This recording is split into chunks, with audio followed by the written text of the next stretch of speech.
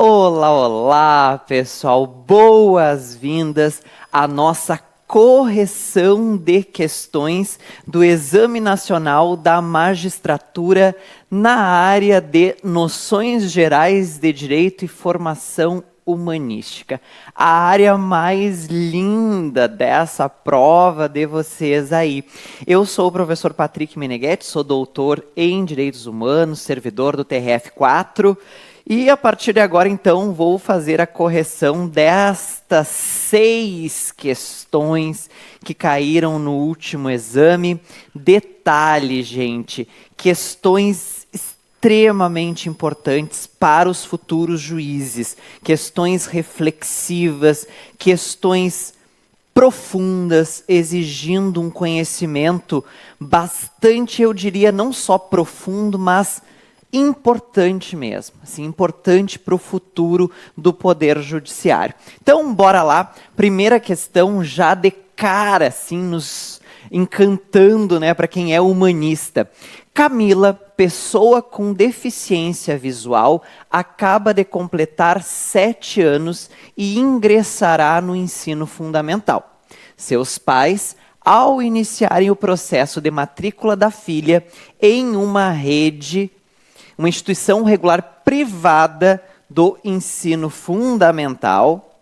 Então, vejam, alguns detalhes. Deficiência visual, instituição regular privada de ensino fundamental, foram informados pela diretora de que o valor da mensalidade sofreria acréscimo em razão das condutas e medidas de apoio que seriam tomadas de forma individualizada em relação a Camila, para que conseguisse desenvolver-se bem acadêmica e socialmente. Vejam, gente, né? O direito à educação é um direito público, subjetivo de cada sujeito, não importando a condição dele. Ou seja, não se pode colocar barreiras, impedimentos para que as pessoas com deficiência possam estudar. Então, cobrar a mais significa, de maneira indireta, colocando uma barreira no direito ao acesso à educação. Então, vejam, diante da situação relatada, baseando-se no direito da antidiscriminação, em normas de proteção às pessoas com deficiência, como, por exemplo, o Estatuto da Pessoa com Deficiência, e na jurisprudência do STF, assinale a alternativa correta. Notem que nós tivemos um caso, uma situação prática. Nós não temos uma legislação em específico sendo mencionada, a não ser a Constituição, certo? Então, trazendo aqui, inclusive, o entendimento do Supremo. Vejam, né? Letra A. Como não houve negativa direta da matrícula, não negaram a matrícula, né? Mas colocaram esse aumento. Então, como não houve negativa direta da matrícula de Camila, o ato praticado pela escola de aumentar o valor da mensalidade não pode ser considerado discriminatório, pois não feriu o princípio da efetiva participação e inclusão na sociedade da pessoa com deficiência. Gente, existe, né, também essa discriminação, essa barreira, que pode não ser de forma direta. Mas quando nós falamos em antidiscriminação, quando falamos na atuação do Supremo, também há essa atuação em situações como essa, né, numa negativa indireta. Tá? Então é errado. Sim, foi um ato discriminatório. Letra B. Os pais de Camila têm o dever legal de matriculá-la em uma instituição de ensino especializada em pessoas com deficiência, considerando as peculiaridades da criança como pessoa em desenvolvimento e a prioridade do atendimento aos seus interesses como tal. Gente, a educação, né, ela deve ser ofertada inclusive para o público-alvo da educação especial, que são as pessoas com deficiência, transtornos globais do desenvolvimento e altas habilidades de superdotação, conforme a Constituição Federal, na rede regular de ensino. Nós tivemos uma tentativa, há um tempo atrás, de um decreto presidencial de retomar aquelas chamadas classes especiais, né, dizendo que caberia aos pais das pessoas com deficiência decidirem onde matricular. Ou na rede regular, na sala de aula comum, ou, né, em turmas especiais, certo? Especializadas. O Supremo derrubou esse decreto, por entender que ele é um retrocesso, né? A matrícula é na rede regular de ensino, podendo ainda, né, ser feita uma matrícula complementar no chamado atendimento educacional especializado, o AEE, certo? Mas a primeira matrícula é na rede regular de ensino, tá? Então, não, errada, letra B. Letra C. É permitida às instituições de ensino privadas a cobrança de valores adicionais em suas mensalidades, anuidades e matrículas, desde que haja comprovação do uso desses recursos financeiros para uma assistência individualizada da aluna com deficiência em sala de aula. Errado. O estatuto né, da pessoa com deficiência, ele vai vedar, né, ele vai proibir a cobrança, inclusive em instituições privadas, certo? Inclusive isso vira polêmica na mídia, porque algumas instituições privadas acabam se esquecendo lá do Estatuto da Pessoa com Deficiência. Camila sofreu discriminação de natureza institucional, pois a prática ocorreu no âmbito de uma instituição privada, de forma indireta, mas promovendo a exclusão da pessoa com deficiência. Então, gabarito letra D de Dinamarca, sem sombra de dúvidas. O ato praticado pela diretora da instituição de ensino não gera a possibilidade de ajuizamento de ação de obrigação de fazer, para que a matrícula de Camila seja realizada sem qualquer custo adicional. Tampouco caracteriza danos morais, pois a legislação vigente prevê que incumbe ao poder público assegurar um sistema educacional inclusivo, sem mencionar tratar-se de um dever das instituições privadas de ensino. Errado.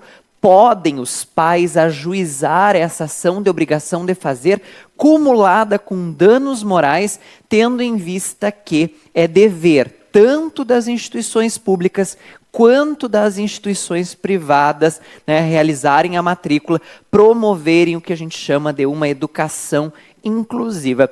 Então, como disse, começamos com o pé direito. Uma super questão aí, né, não precisávamos nos deter a uma norma em específico, né, como o Estatuto da Pessoa com Deficiência, mas, né, essa compreensão da educação inclusiva como um todo era fundamental para resolver a questão. Certo, gente? Bora! Aqui eu vou disponibilizar para vocês o material comentado, tá? Porque eu não me aguento, né? Assim, não podia deixar de fazer os comentários aí para vocês, né, estudarem. Estudar por questões é fundamental. Questão número 28, gente, é uma questão um tanto quanto, né, assim, aquela mania que nós temos muitas vezes de utilizar termos em inglês. Tá? Então, olhem só. A estruturação dogmática de um sistema de precedentes judiciais obrigatórios é um dos pilares do Código de Processo Civil de 2015. O artigo 926, ao dispor que os tribunais devem uniformizar sua jurisprudência e mantê-la estável, íntegra e coerente, prevê deveres gerais para os tribunais no contexto da construção e manutenção de um sistema de precedentes, jurisprudência e súmula, persuasivos e obrigatórios, sendo eles o dever de uniformizar sua jurisprudência, o dever de manter essa jurisprudência estável, o dever de integridade e o dever de coerência. Vejam, gente, existe um macro princípio, né, extremamente importante, que é o princípio da segurança jurídica. Né? O princípio da segurança jurídica. Então, né, muitas vezes nós temos ações lá sobrestadas, suspensas, para que os tribunais superiores possam decidir e, de certa forma, né, uniformizar a jurisprudência. Imaginem cada tribunal julgando de um jeito, por exemplo. Tá? Então, sobre o tema, analise as afirmativas a seguir. O dever de uniformizar pressupõe que o tribunal não pode ser omisso diante de divergência interna entre seus órgãos fracionários sobre a mesma questão jurídica, sem sombra de dúvidas. Né? Justamente aí, né, não dá para se calar, o tribunal não pode se calar, porque imaginem, como eu disse, né, a insegurança jurídica, cada órgão, né, aí julgando de um jeito. Tá? Então, é dever, tá? Ele não pode ser omisso, está correta a afirmativa número 1. As mudanças de posicionamento, superação, overruling, aqui este é o termo em inglês, que justamente significa, né, o tribunal rever lá o seu entendimento e modificar o entendimentos anteriores. E a partir de então valer este novo entendimento. Né? Então este termo em inglês aí significa justamente, né, essa superação de um entendimento que anteriormente até tinha se consolidado, mas, né, deixou de valer, né, precisou ser atualizado, por exemplo. Tá? Então se trata de uma decisão inclusive vinculante. Então, essas mudanças de posicionamento devem ser justificadas adequadamente, além de terem sua eficácia modulada em respeito à segurança jurídica. Justamente, né, gente, vai valer a partir de quando?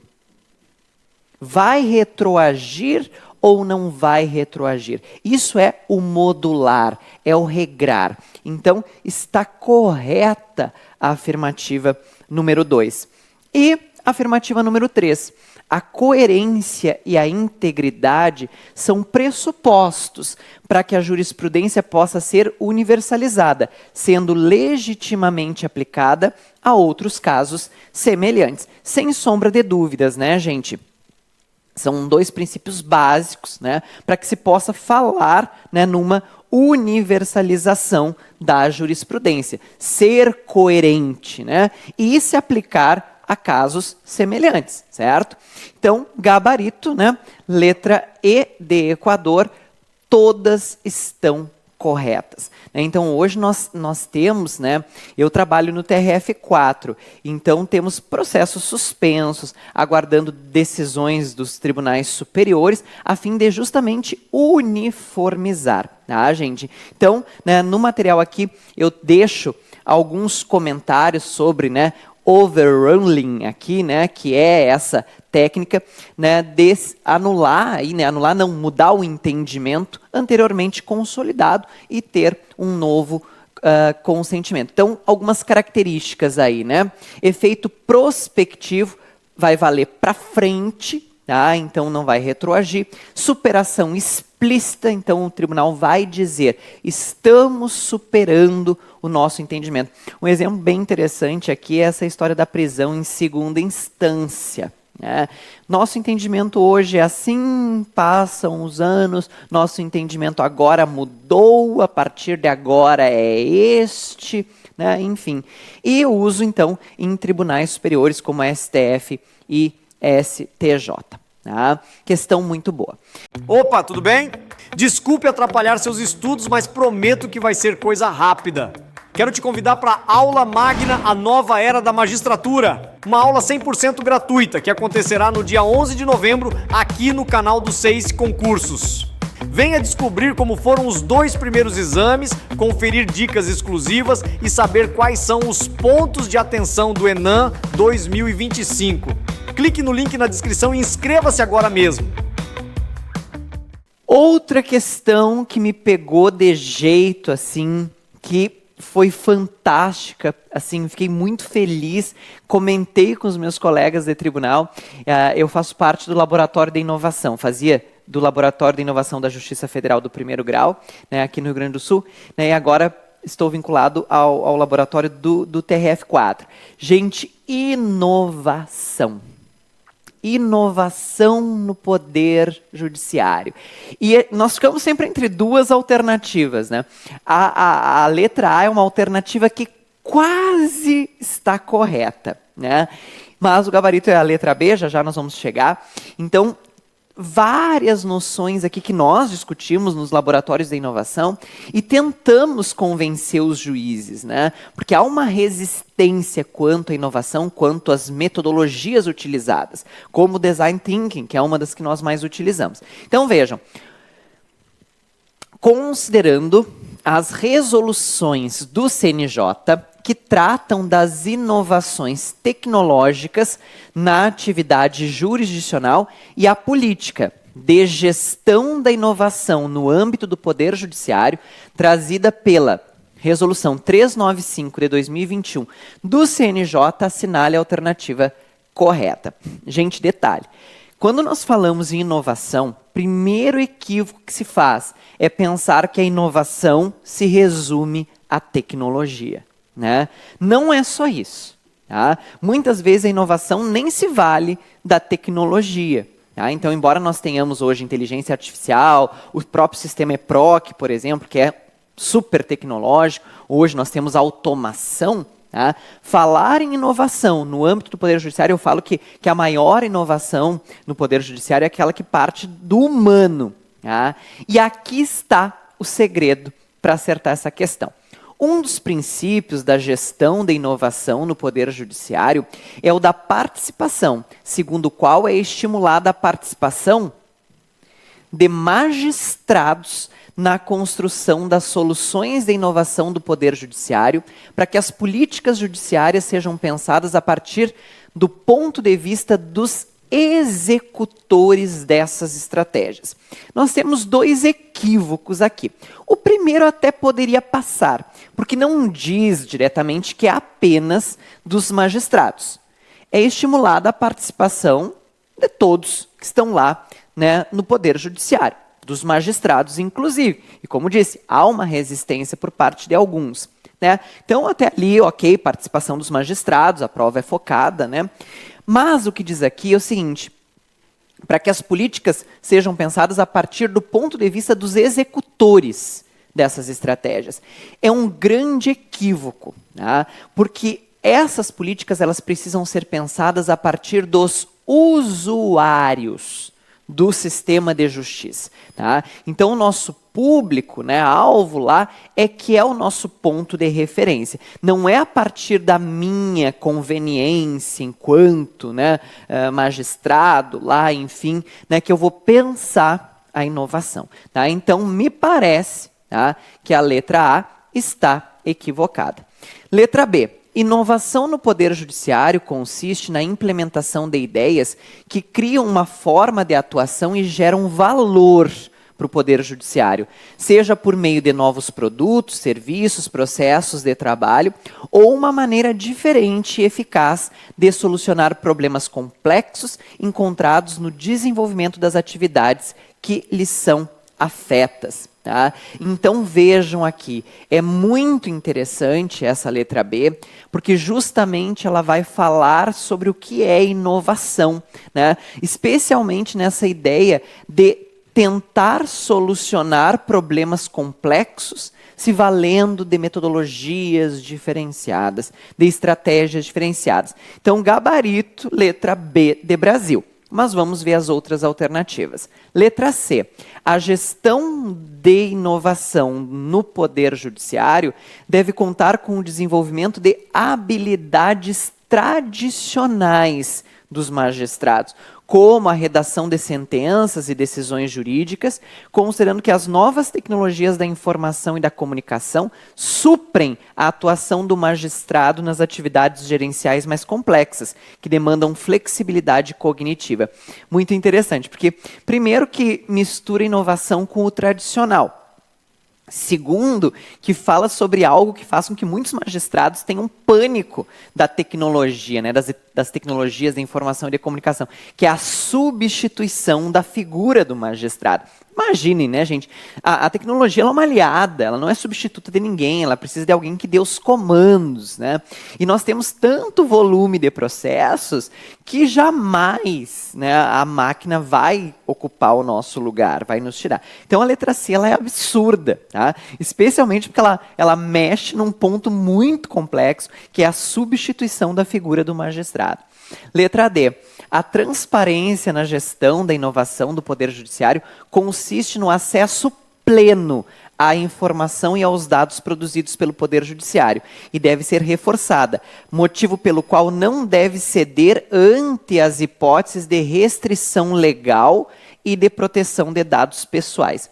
O início é muito interessante da assertiva, né, da afirmativa, falar sobre o princípio da publicidade.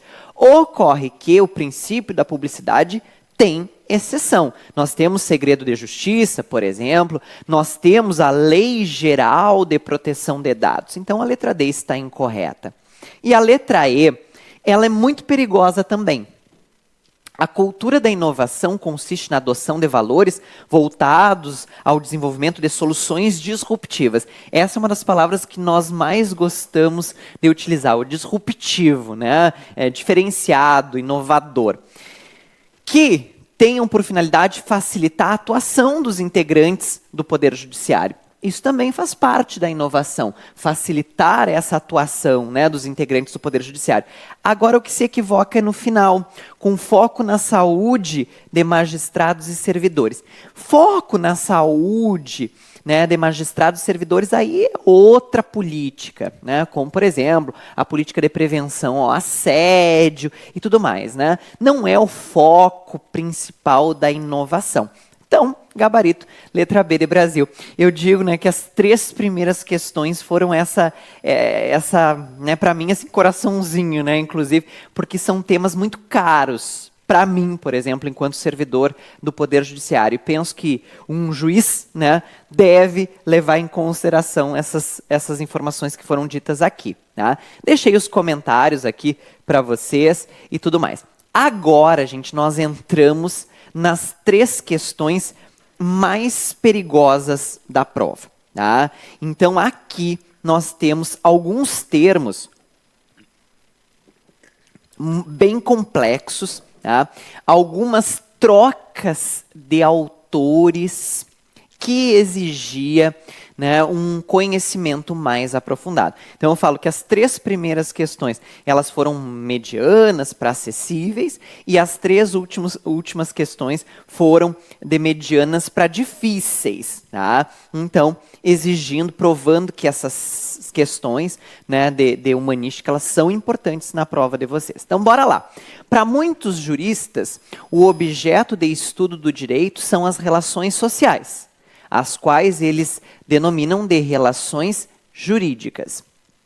Vale dizer, quando a sociologia elege como objeto de estudo o fato social, a ação social, a vida social, a interação social ou a relação social, esse interesse também é partilhado por outras ciências, inclusive pela ciência jurídica.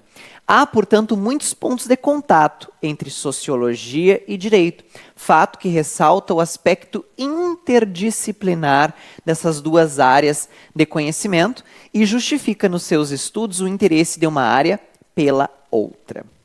Acerca da interação entre sociologia e direito, assinale a alternativa correta. Então, vocês percebam aqui o quanto nós vamos ter que tomar cuidado, tá? E como disse, eu sou professor de português, né, gente? Então, assim, eu sou um apegado a vocabulário.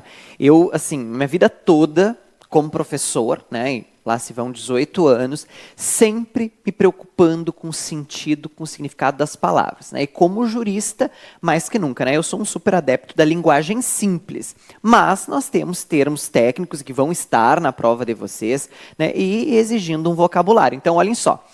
A aproximação entre sociologia e direito traz a lume duas possibilidades de se proceder à investigação de um problema jurídico. O enfoque dogmático, que visa ampliar as dimensões do fenômeno jurídico, problematizando as próprias normas, e o enfoque zetético, que considera que a solução já estaria previamente dada ou pressuposta no sistema de normas. Gente, então a letra A está errada.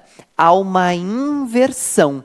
Ou seja, né, o enfoque dogmático considera que a solução já estaria previamente dada, ao passo que o enfoque zetético é que vai ter essa preocupação aí com a interpretação, é uma abordagem crítica, uma, né, investigativa, aberta. E aí, só por curiosidade, né, esse termo zetético, ele tem origem no grego, que significa relativo à busca, investigação contínua. Tá? Então eu coloco no material de vocês essa explicação, né?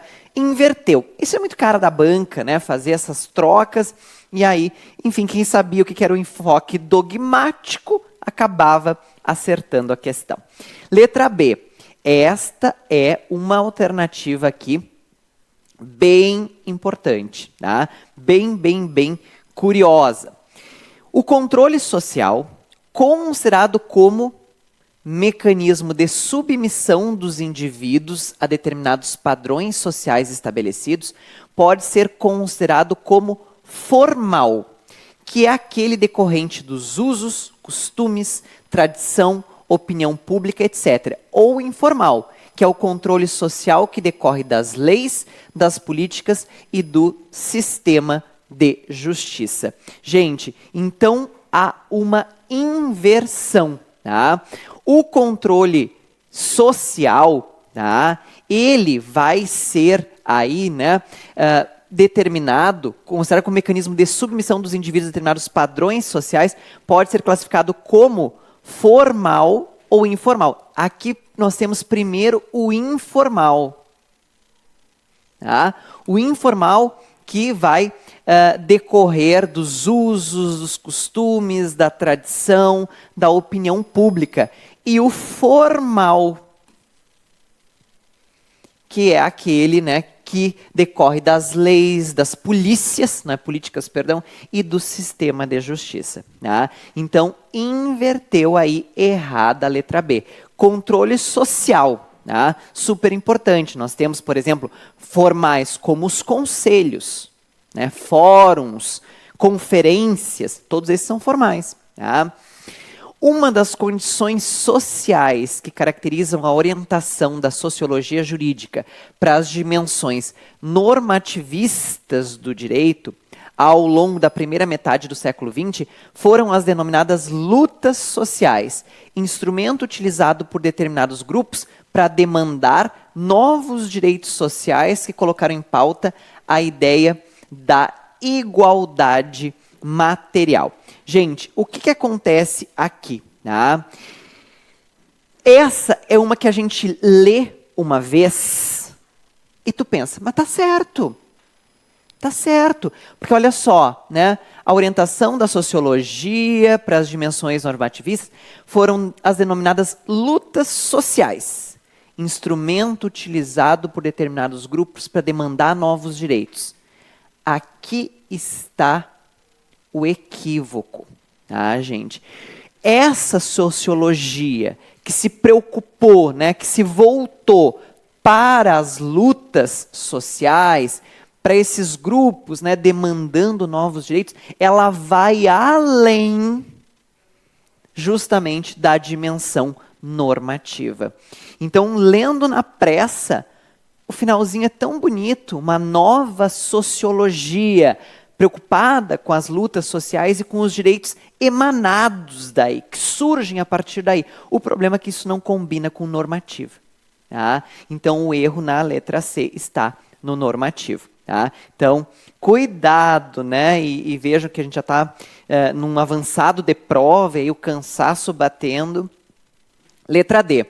O sociólogo alemão Max Weber desenvolveu a ideia de que a sociedade deveria ser vista através dos fatos sociais, os quais exercem poder de coação externa, criando nas pessoas uma espécie de consciência coletiva que vai resultar na noção de direito. Tá? Bom, primeiro, né, gente, aqui houve uma troca de autores. Tá? O sociólogo que se volta, né, para uma sociedade, então, que deve ser vista a partir dos fatos sociais, né, é o Emile Durkheim. Tá? Então, sai do Weber aqui. Né? O Weber ele está mais voltado, né, para a chamada teoria da ação social, com foco na motivação individual e a sua influência nas relações sociais. Então, enquanto Durkheim parte do social, o Weber vai partir do individual. Então, isso acaba fazendo, como eu disse, uma troca, né, de autores aí, né, enfim, que exigiam um conhecimento um pouquinho mais aprofundado de sociologia jurídica propriamente dita. Tá? As outras, né, letra A e letra B, a gente conseguiria eliminar. A letra C, se não lesse com atenção, poderia cair nela. E aí o gabarito é a letra E de Equador. A sociologia aplicada ao direito permite compreender com maior amplitude a função das normas jurídicas e sua função reguladora das relações sociais, tendo a coerção como instrumento que busca manter os indivíduos submetidos a determinada ordem, sob pena de sofrerem a intermediação dos aparelhos judiciários. Vejam, né? Justamente nós temos aqui a sociologia, junto do direito, buscando compreender isso. Né? Como que se dá, né, essas normas, a função das normas, com esse papel, né, de regular as relações. Tá? E, né, uma vez não sendo aí, né, respeitada a ordem, né, os aparelhos judiciários eles acabam intervindo. Então, questão profunda, tá? Uma questão que exigia um conhecimento bem específico. Aqui deixei no material as explicações, né, vocês vão poder acompanhar. Aí nós vamos para uma questão também sempre muito aguardada de prova, né, que é a hermenêutica, que é a interpretação. Então vejam, a interpretação jurídica consiste na atividade de revelar ou atribuir sentidos a textos ou outros elementos normativos, como princípios implícitos, costumes, precedentes, notadamente para o fim de solucionar problemas. Trata-se de uma atividade intelectual informada por métodos, técnicas e parâmetros que procuram dar-lhe legitimidade, racionalidade e controlabilidade. A aplicação de uma norma jurídica é o momento final do processo interpretativo, sua incidência sobre os fatos relevantes. Na aplicação se dá a conversão da disposição abstrata em uma regra concreta, com a pretensão de conformar a realidade ao direito, o ser ao dever ser. É nesse momento que a norma jurídica se transforma em norma de decisão. O estudo atual da hermenêutica jurídica tem proporcionado aportes teóricos que superam os elementos tradicionais de interpretação do direito, inclusive, né, com uma diversidade de fontes, né, e isso vai ser explorado na última questão, né, justamente sobre a diversidade de fontes. Então, acerca desse tema, assinale a alternativa correta. Tá? E aqui é bem interessante, tá, gente, que nós temos, né, de cara a resposta, isso, né, às vezes nos preocupa um pouco, porque logo a letra A. Né? Então, acerca desse tema, assinale a alternativa correta, sempre cuidando da noção de correta. Ao vincular-se à lógica do razoável, e sempre essa busca, né, do equilíbrio aí, do razoável, o método tópico problemático confere ao julgador o papel de construir, por meio de argumentação consistente, a melhor solução para o problema, visando a realização da justiça no caso concreto. Essa é a nossa resposta. Então, o que acontece, né, gente? Esse método tópico problemático, tá? Ele vai fugir do sistema tradicional, né, hipotético, abstrato. Ele vai ter uma preocupação muito maior com o caso concreto. Isso é, né, o próprio método tópico problemático. É a partir do problema real. Tá? Então, o juiz, nesse tipo de caso, ele não vai ficar limitado à norma. Tá? Ele não vai ficar limitado apenas à norma. Tá? Ele vai, aí, por meio da ponderação, inclusive, encontrar uma solução mais adequada, se valendo dos princípios do direito, por exemplo. Tá? Então, eu acredito que na letra A assustava um pouquinho aqui ao falar método tópico problemático, né? Então, é a situação problema, é o caso concreto, é não se limitar à norma. Justamente, letra A, nossa resposta. Letra B. E aí entram vários conceitos aqui, né, que nós estudamos lá em Introdução ao Estudo do Direito, em hermenêutica jurídica mesmo, né, em história do direito.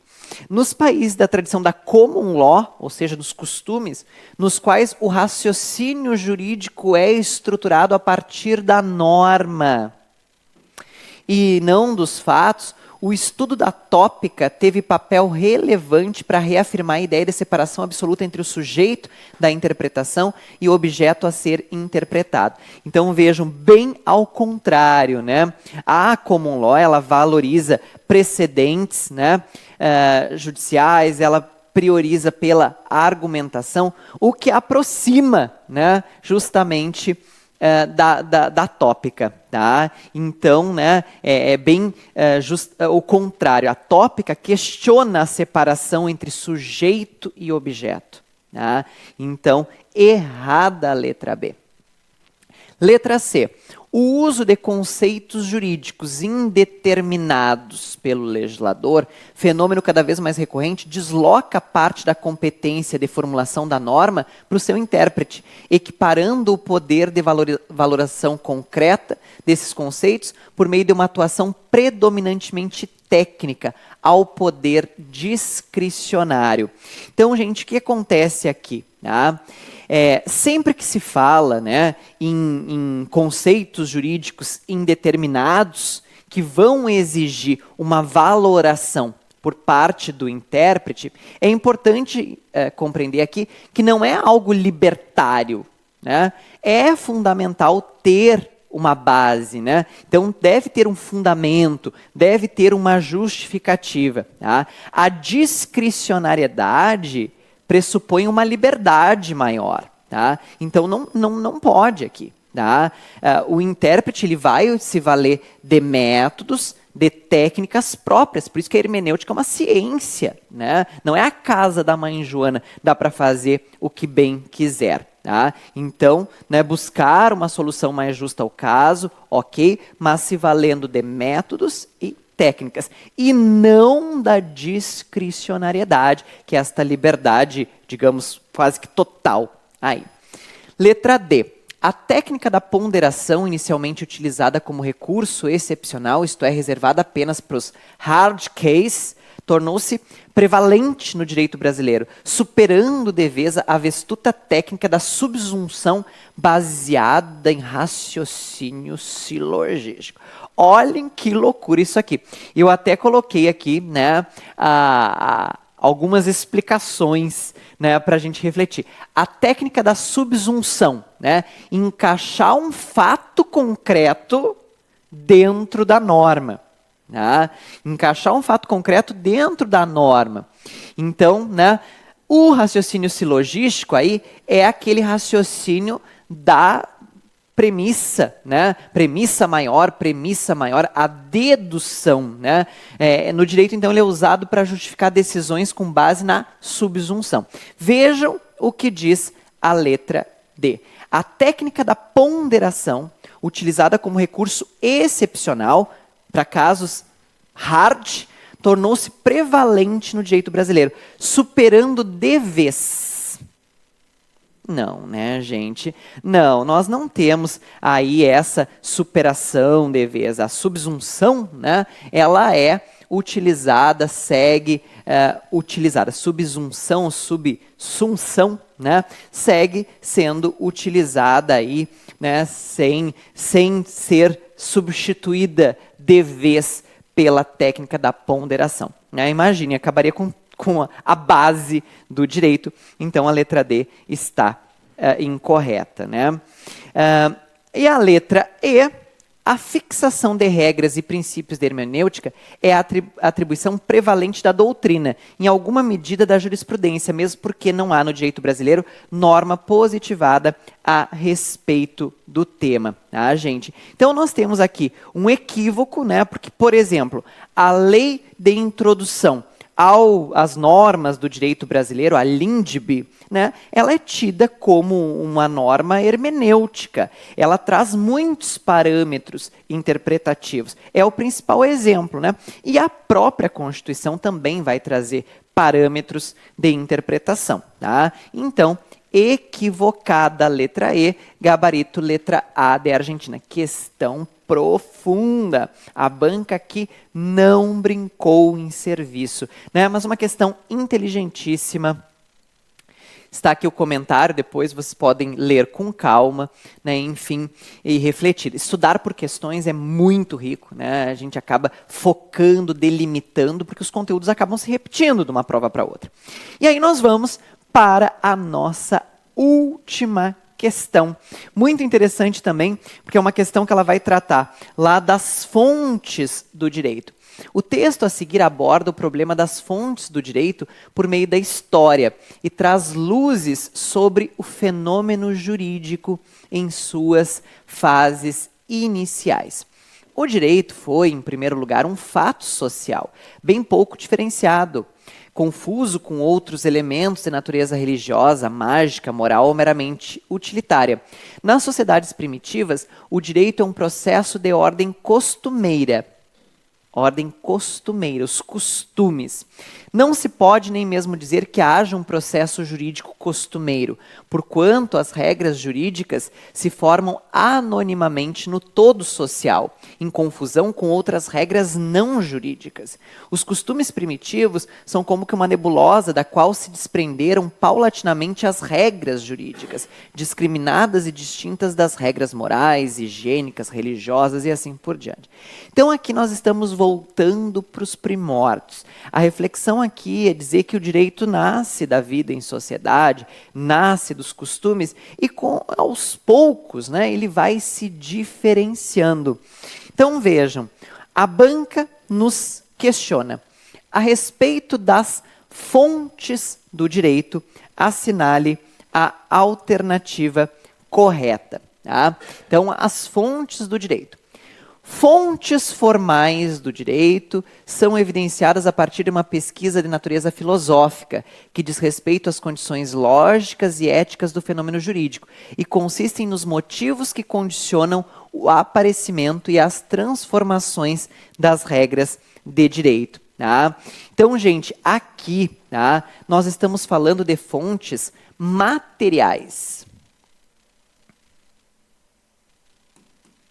Materiais do direito, muito mais voltadas aí para valores, fatores sociais. Tá? Então, quando nós pensamos em fontes formais do direito, nós estamos falando da legislação, né? E aí no sentido amplo, jurisprudência, enfim. Tá? Então, quando nós pensamos em valores, né, principalmente, estamos falando mais de fontes materiais do direito, mais voltadas para a realidade. Tá? Letra B. Os órgãos formais de jurisdição surgiram desde os primórdios da experiência jurídica, sendo responsáveis pela resolução de casos a partir da aplicação dos primeiros usos e costumes catalogados no curso da história. Então vejam, né? Nós não temos aí o surgimento dos órgãos formais desde os primórdios. Tá?